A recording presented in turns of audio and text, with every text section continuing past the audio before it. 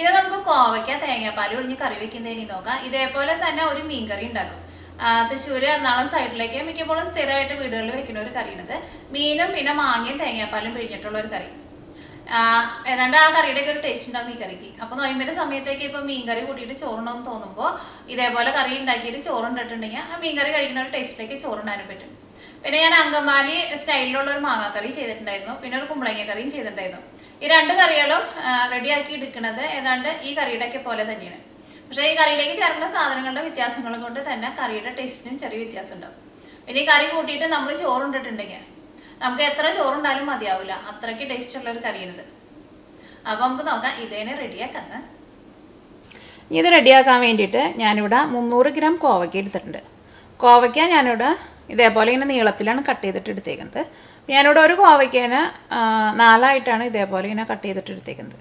അപ്പോൾ ഇതേപോലെ ഇങ്ങനെ നീളത്തിൽ തന്നെ കട്ട് ചെയ്തിട്ട് എടുക്കുക. കാരണം കറിക്ക് വയ്ക്കുമ്പോൾ എപ്പോഴും ഇങ്ങനെ നീളത്തിൽ കട്ട് ചെയ്തിട്ട് ചേർക്കുന്നതാണ് കറി കാണാനും നല്ല ഭംഗി ഉണ്ടാവുക. ആ കഷ്ണങ്ങൾ കഴിക്കുമ്പോഴായിരുന്നാലും ഒരു ടേസ്റ്റ് ഉണ്ടാവുക. അപ്പോൾ നിങ്ങളൊരു കറക്റ്റ് ഒരു 300 ഗ്രാം തന്നെ വേണമെന്നില്ല.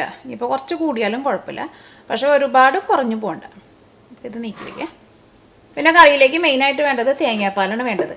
ഞാനിവിടെ ഒരു ചെറിയ തേങ്ങ മുഴുവനായിട്ട് എടുത്തിട്ട് അതിൻ്റെ പാലെടുത്തിട്ടുണ്ട്. അല്ലെങ്കിൽ ഇപ്പോൾ കുറച്ച് വലിയ തേങ്ങയൊക്കെ ആണെന്ന് വെച്ചിട്ടുണ്ടെങ്കിൽ ആ തേങ്ങയുടെ ഒരു 1/4 ഭാഗം മതിയാവും. പിന്നെ തേങ്ങാപ്പാൽ ഇത് ഞാനിവിടെ എടുത്തേക്കുന്നത് 2-ാം പാലാണ്. അപ്പോൾ 2-ാം പാലായിരുന്നാലും ഒരുപാട് വെള്ളം പോലെ എടുക്കണ്ട. കാരണം ഈ കോവയ്ക്കൊക്കെ പെട്ടെന്ന് വേവുമല്ലോ. അപ്പോൾ നമ്മൾ കറിയിൽ കുറേ നേരമൊന്നും ഇട്ടിട്ട് തിളപ്പിക്കേണ്ട ആവശ്യമില്ല. അപ്പോൾ 2-ാം പാൽ എടുക്കുമ്പോഴും ഒരുപാട് വെള്ളം പോലെ എടുക്കാണ്ടിരിക്കുക. കാരണം കുറേ വെള്ളം പോലെ എടുത്തിട്ടുണ്ടെങ്കിൽ ഈ കോവയ്ക്ക വെന്ത് കഴിഞ്ഞാലും ഈ കറിയിലുള്ള ചാറ് ഇങ്ങനെ ഭയങ്കര വെള്ളം പോലെ ഇരിക്കും. അപ്പോൾ 2-ാം പാൽ എടുക്കുമ്പോഴായിരുന്നാലും കുറച്ച് തിക്കായിട്ടുള്ള പാലെടുക്കുക. പിന്നെ 1-ാം പാൽ ഞാനിവിടെ ഇതേപോലെ ഗ്ലാസ്സിൽ ഒരു 1/4 ഗ്ലാസ് എടുത്തിട്ടുണ്ട്. പിന്നെ നിങ്ങൾ ഈ കറി വയ്ക്കുമ്പോൾ ഫ്രഷ് ആയിട്ടുള്ള തേങ്ങാപ്പാൽ തന്നെ ചേർക്കാൻ വേണ്ടിയിട്ട് നോക്കാം. ടിന്നിലെ പാൽ വെച്ചിട്ടുണ്ട് കറി വെച്ചിട്ടുണ്ടെങ്കിൽ അതിന് ശരിക്കും നമ്മുടെ തേങ്ങാപ്പാലിൻ്റെ ഒന്നും ഒരു ടേസ്റ്റ് ആയിരിക്കില്ല. അപ്പോൾ കറിയുടെ ശരിക്കുള്ള ടേസ്റ്റ് കിട്ടില്ല. അപ്പോൾ ഫ്രഷ് ആയിട്ടുള്ള തേങ്ങ കിട്ടുകയാണെങ്കിൽ അത് തന്നെ വെച്ചിട്ട് കറി വയ്ക്കാൻ വേണ്ടിയിട്ട് നോക്കാം. പിന്നെ വേണ്ടത് സവോളയാണ്. സവോള ഞാനിവിടെ ഇതേപോലത്തെ 3 ചെറിയ സവോള എടുത്തിട്ടുണ്ട്. സവോള കറിയിലേക്ക് നമ്മൾ കുറച്ച് കൂടുതൽ ചേർക്കണം. ഈ സവോള ആയിരുന്നാലും കറിയിൽ ഒരു കഷ്ണം പോലെയാണ് കിടക്കുക. അപ്പോൾ ഒരു മീഡിയം സവോളയൊക്കെ ആണെന്ന് വെച്ചിട്ടുണ്ടെങ്കിൽ ഒരു 2 സവോള എടുക്കുക. ഇത് നല്ല കനം കുറച്ചിട്ട് കട്ട് ചെയ്തിട്ട് എടുക്കണം. പിന്നെ ഇതേപോലത്തെ ഒരു വലിയ കഷ്ണം ഇഞ്ചി എടുത്തിട്ടുണ്ട്. ഈ ഇഞ്ചി ഒന്ന് ചതച്ചിട്ട് എടുക്കണം. പിന്നെ പച്ചമുളക് വന്നാലേ നിങ്ങളുടെ എരിവിനനുസരിച്ചിട്ട് ചേർക്കുക. ഞാനിവിടെ ഇതേപോലത്തെ ഇങ്ങനെ ചെറിയ ടൈപ്പ് പച്ചമുളകാണ് എടുത്തേക്കുന്നത്. ഇതൊരു 13 പച്ചമുളക് എടുത്തിട്ടുണ്ട്. ഇത് 2ആയിട്ടൊന്ന് കീറിയിടണം കറിയിൽ. പിന്നെ കറിവേപ്പിലയും വേണം. പിന്നെ കറിയിലേക്ക് നമ്മൾ പുളിക്ക് വേണ്ടിയിട്ട് വിനീഗറാണ് ചേർക്കുന്നത്. പിന്നെ കറിയിലേക്ക് മസാലപ്പൊടികളായിട്ട് മഞ്ഞൾപ്പൊടിയും വേണം, മല്ലിപ്പൊടിയും വേണം, മുളകിൻ്റെ പൊടിയും വേണം. ആ 3 മസാലപ്പൊടികളും ഞാൻ ഈ കറിയിലേക്ക് ചേർക്കുന്ന സമയത്ത് ഓരോന്നിൻ്റെ അളവ് പറയാം. പിന്നെ കറിയിലേക്ക് താളിച്ച് ചേർക്കാൻ വേണ്ടിയിട്ട് ചുവന്നുള്ളി ഞാനിവിടെ നല്ല കനം കുറച്ചിട്ട് കട്ട് ചെയ്തിട്ട് എടുത്തിട്ടുണ്ട്. അപ്പോൾ ഞങ്ങൾക്ക് ഇവിടെ കിട്ടുന്ന ചുവന്നുള്ളി കുറച്ച് വലിയ ചുവന്നുള്ളിയാണ്. അപ്പോൾ ഞാനിത് ഒരു ചുവന്നുള്ളിയാണ് എടുത്തേക്കുന്നത്. അതിനിപ്പോൾ കൃത്യമായിട്ട് അങ്ങനെ ഒരു കണക്കൊന്നുമില്ല. ഇപ്പോൾ നമ്മുടെ നാട്ടിലെ ചെറിയ ചുവന്നുള്ളിയൊക്കെ ആണെന്നുണ്ടെങ്കിൽ ഒരു 3 അല്ലെങ്കിൽ ഒരു 4 എടുക്കുക. പിന്നെ ഒരു 3 ഉണക്കമുളക് എടുത്തിട്ടുണ്ട്. കറിവേപ്പില വേണം. പിന്നെ ഉലുവ എടുത്തിട്ടുണ്ട്, കടുക് എടുത്തിട്ടുണ്ട്. ഈ ഉലുവയായിരുന്നാലും കടുകായിരുന്നാലും ഞാൻ ആ കറിയിലേക്ക് ചേർക്കുന്ന സമയത്ത് താളിക്കുന്ന സമയത്ത് പറയാം. അപ്പോൾ ഇത്രയ്ക്ക് സാധനങ്ങളാണ് നമുക്കിത് കറിയാക്കാൻ വേണ്ടിയിട്ട് വേണ്ടത്. അപ്പോൾ ഞാനിവിടെ സവോളയൊന്നും കട്ട് ചെയ്തിട്ടില്ല. കാരണം നിങ്ങളതിനെ ആ സവോളയുടെ വലിപ്പം കാണിക്കാൻ വേണ്ടിയിട്ടാണ് ഞാനിത് കട്ട് ചെയ്യാണ്ടിരുന്നത്. അപ്പോൾ ഇത് നല്ല കനം കുറച്ചിട്ടൊന്ന് സ്ലൈസ് ചെയ്തിട്ടെടുക്കുക. ഇഞ്ചി ചതച്ചിട്ടെടുക്കുക. പച്ചമുളക് ഒന്ന് കീറിയിട്ടെടുക്കുക.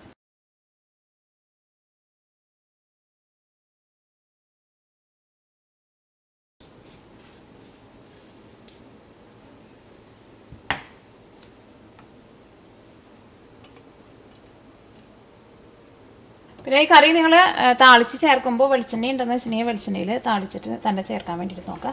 പിന്നെ ഈ കറിയിൽ നമ്മൾ ഫസ്റ്റ് എല്ലാം കൂടിയിട്ട് ഒന്ന് മിക്സ് ചെയ്യും. അങ്ങനെ മിക്സ് ചെയ്യുന്ന സമയത്ത് നമ്മൾ കുറച്ച് വെളിച്ചെണ്ണ ചേർക്കും.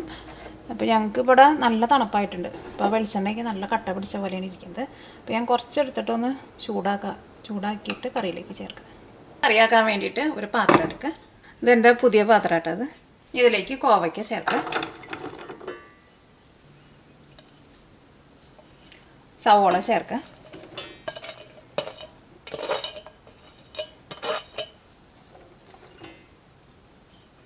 ഏതാണ്ട് കോവയ്ക്കയുടെ ഒരു പകുതി ഉണ്ട് സവോള. ഇഞ്ചി ചേർക്കുക. ഇഞ്ചി ഇങ്ങനെ ചതച്ചിട്ട് ചേർക്കുമ്പോൾ ഇതേപോലെ ഇങ്ങനെ നന്നായിട്ട് ചതച്ചിട്ട് ചേർക്കുക. ഇതേപോലെ ഇങ്ങനെ അല്ലി പോലെ വിടർത്തിയിടാൻ വേണം, അല്ലെങ്കിൽ കറിയിൽ ഇതെല്ലാം കൂടിയിട്ടാണ് കട്ട പിടിച്ച പോലെ കിടക്കും. ഇതെൻ്റെ വീഡിയോ സ്ഥിരം കാണുന്നവർക്കൊക്കെ അറിയാൻ വേണ്ടിയിട്ട് പറ്റും, കാരണം എല്ലാ വീഡിയോയിലും ഞാനത് പറയാറുണ്ട്. ഇനി കറിയിലേക്ക് ഉപ്പ് ചേർക്കുക. ഈ മസാലപ്പൊടികൾ ചേർക്കുക. മഞ്ഞൾപ്പൊടി ചേർക്കുക.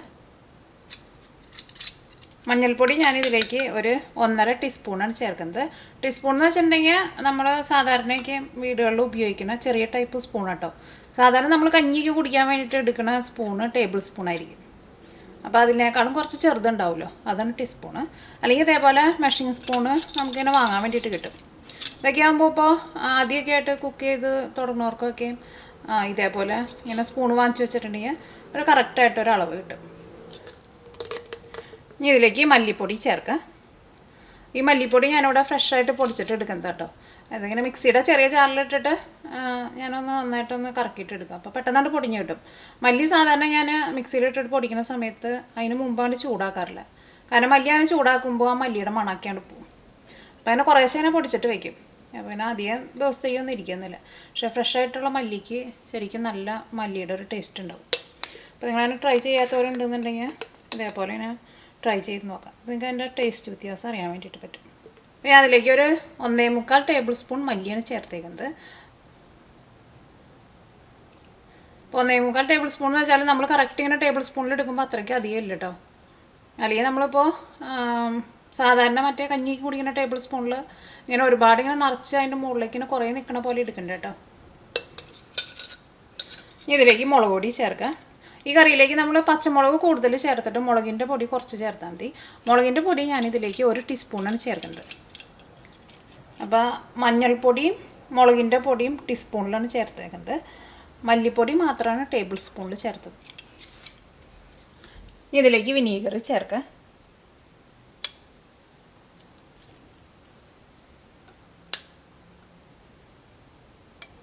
വിനീഗർ ഞാൻ ഈ കറിയിലേക്ക് 2 ടേബിൾ സ്പൂണാണ് ചേർത്തേക്കുന്നത്. അത് കഴിഞ്ഞിട്ട് കറി ഏറ്റവും ലാസ്റ്റ് റെഡി ആയി കഴിഞ്ഞിട്ട് നമ്മൾ ടേസ്റ്റ് നോക്കിയിട്ട് ഇപ്പോൾ കറിക്ക് പുളി കുറവ് പോലെ തോന്നുന്നുണ്ടെങ്കിൽ നമുക്ക് അതനുസരിച്ചിട്ട് രണ്ടാമത് വിനീഗർ ചേർത്തിട്ട് കൊടുക്കാം. അതിപ്പോൾ അത്യാവശ്യം 2 ടേബിൾ സ്പൂൺ ചേർത്തിട്ടുണ്ടെങ്കിൽ കറിയിൽ അത്യാവശ്യം നല്ല പുളി ഉണ്ടാവും. പിന്നെ നമ്മൾ എടുക്കണ ചില വിനീഗറിനൊക്കെ പുളിക്ക് ചെറിയ വ്യത്യാസങ്ങളൊക്കെ ഉണ്ടാവുമല്ലോ, അപ്പോൾ അതനുസരിച്ചിട്ട് നമുക്ക് ലാസ്റ്റ് കറിയിൽ അഡ്ജസ്റ്റ് ചെയ്യാതെ ഇതെല്ലാം കൂടിയിട്ട് കൈ കൊണ്ട് നന്നായിട്ട് തിരുമ്മിയിട്ട് എടുക്കണം.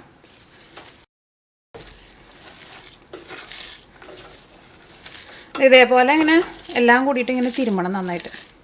അപ്പോൾ നമ്മുടെ കറിക്ക് ഒരു പ്രത്യേക ഒരു ടേസ്റ്റ് ആയിരിക്കും. സവോളയുടെ ഉള്ളിലെ വെള്ളമൊക്കെ ഒന്ന് പുറത്തേക്ക് വരും. അപ്പോൾ കൈ കൊണ്ട് ഇങ്ങനെ നന്നായിട്ട് തിരുമ്മി കൊടുക്കാം. ഇതിലേക്ക് നമുക്ക് 1 ടേബിൾ സ്പൂൺ വെളിച്ചെണ്ണയും കൂടി ചേർക്കണം. ഒന്ന് തിരുമ്മി കഴിഞ്ഞിട്ട് പിന്നെ വെളിച്ചെണ്ണ ചേർക്കാം. ഇതിങ്ങനെ വിനീഗറൊക്കെ ചേർത്തിട്ട് അങ്ങോട്ട് ഇതേപോലെ അങ്ങോട്ട് മസാലപ്പൊടികളൊക്കെ ഇട്ടിട്ടാണ് തിരുമ്മുമ്പോൾ നല്ലൊരു സ്മെല്ലും വരും.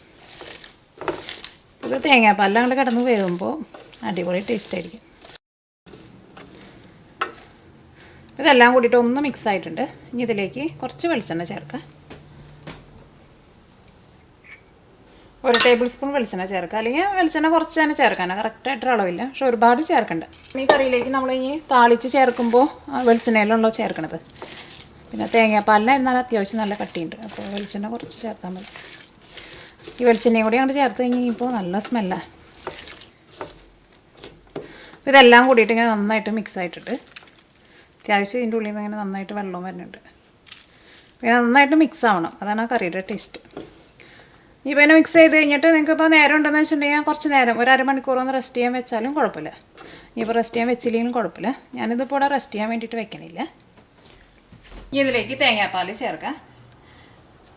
2ാം പാലാണ് ചേർക്കുന്നത്. 1ാം പാൽ കറിയുടെ ഏറ്റവും ലാസ്റ്റാണ് ചേർക്കുക. കാരണം 1ാം പാൽ കുറച്ചും കൂടി നല്ല തിക്കായിട്ടിരിക്കുമല്ലോ. അപ്പോൾ അത് കൂടുതൽ നേരം ഇട്ട് തിളപ്പിച്ചിട്ടുണ്ടെങ്കിൽ അത് കട്ടി കൂടുതലുള്ളത് കൊണ്ട് തന്നെ നന്നായിട്ട് തിളച്ച് കഴിഞ്ഞ് കഴിയുമ്പോൾ അതിനകത്തുനിന്ന് ഈ തേങ്ങയിലുള്ള വെളിച്ചെണ്ണ പെട്ടെന്ന് അങ്ങോട്ട് സെപ്പറേറ്റ് ആവും. അപ്പോൾ നമുക്ക് കറി പിരിഞ്ഞ പോലെ തോന്നും. എല്ലാം കൂടി ഒന്നും കൂടി ഒന്ന് മിക്സ് ചെയ്യുക.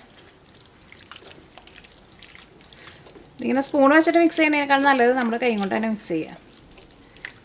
ഇതെല്ലാം കൂടിയിട്ട് കറിയിൽ നന്നായിട്ട് മിക്സ് ആയിട്ടുണ്ട്. അപ്പോൾ തേങ്ങാപ്പാലൊക്കെ ഒഴിച്ചിട്ടായിരുന്നാലും കറി ഇങ്ങനെ ഒരുപാട് ഇങ്ങനെ വെള്ളം പോലെ ഇരിക്കണില്ല, കാരണം ഇതങ്ങോട്ട് പെട്ടെന്ന് വേവുമല്ലോ. ഞാൻ നേരത്തെ പറഞ്ഞിട്ടുണ്ടായിരുന്നല്ലോ. ഇത് അടപ്പത്തേക്ക് വയ്ക്കാം. മൂടി വയ്ക്കാം. ഈ കറി നന്നായിട്ട് തിളച്ച് കഴിഞ്ഞ് കഴിയുമ്പോൾ ഒന്ന് ഇളക്കി കൊടുക്കണം. കറി നന്നായിട്ട് തിളച്ച് കഴിഞ്ഞിട്ടുണ്ടെങ്കിൽ ഒരു 10 മിനിറ്റ് കറി നന്നായിട്ടൊന്ന് തിളച്ചാൽ മതി. അപ്പോൾ പെട്ടെന്ന് അങ്ങോട്ട് കോവയ്ക്ക് വെന്ത് കിട്ടുമല്ലോ. അപ്പോൾ കറി നന്നായിട്ട് തിളച്ചിട്ടുണ്ട്. ഈ കറി ഒന്ന് ഇളക്കിയിട്ട് കൊടുക്കുക.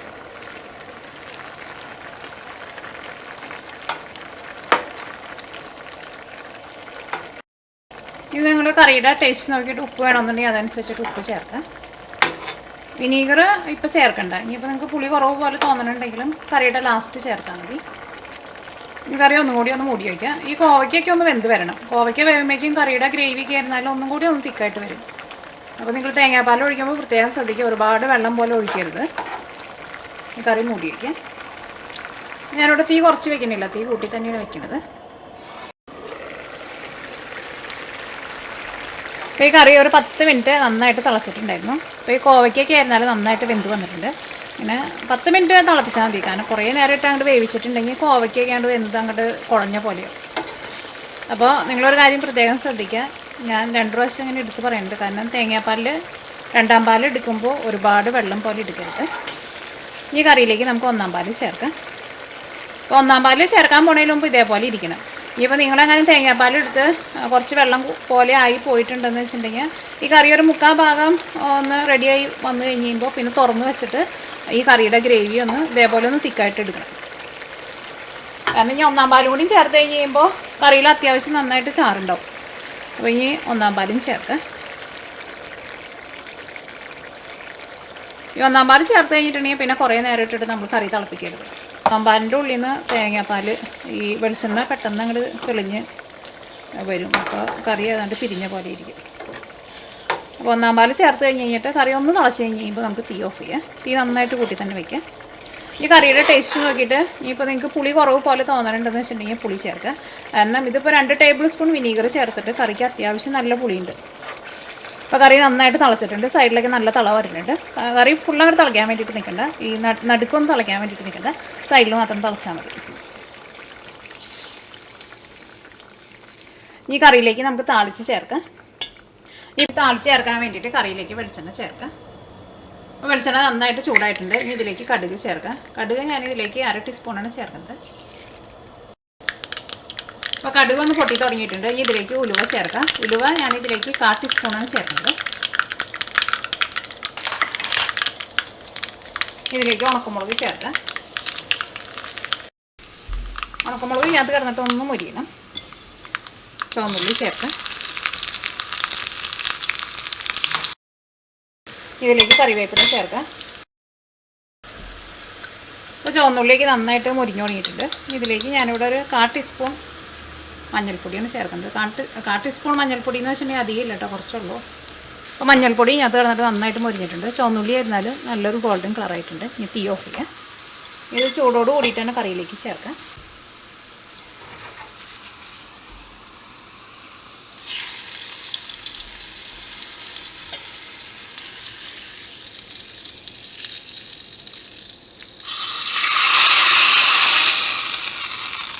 ഈ ചൂടോട് കൂടിയിട്ട് തന്നെ കറി ഒരു മിനിറ്റ് ഒന്ന് മൂടി വയ്ക്കാം. അപ്പോൾ താളിച്ച് ചേർത്തതിൻ്റെ നല്ലൊരു സ്മെല്ല് കറിക്ക് കിട്ടും. ഇപ്പോൾ ഈ കറിയുടെ ചാറായിരുന്നാലും വേണ്ട ഒരുപാട് ഇങ്ങനെ വെള്ളം പോലെയല്ല ഇരിക്കുന്നത്. എന്നാൽ ഭയങ്കര തിക്കായിട്ടും ഇരിക്കണില്ല. കാണുമ്പോൾ തന്നെ നിങ്ങൾക്ക് അറിയാമല്ലോ, കാണാൻ വേണ്ടിയിട്ട് നല്ല ഭംഗിയുണ്ട്. അതേപോലെ തന്നെ കഴിക്കാനാണെങ്കിലും അടിപൊളി ടേസ്റ്റാണ്. അപ്പോൾ നിങ്ങളെല്ലാവരും ട്രൈ ചെയ്ത് നോക്കാം. നിങ്ങൾക്ക് എല്ലാവർക്കും നല്ല ഇഷ്ടം.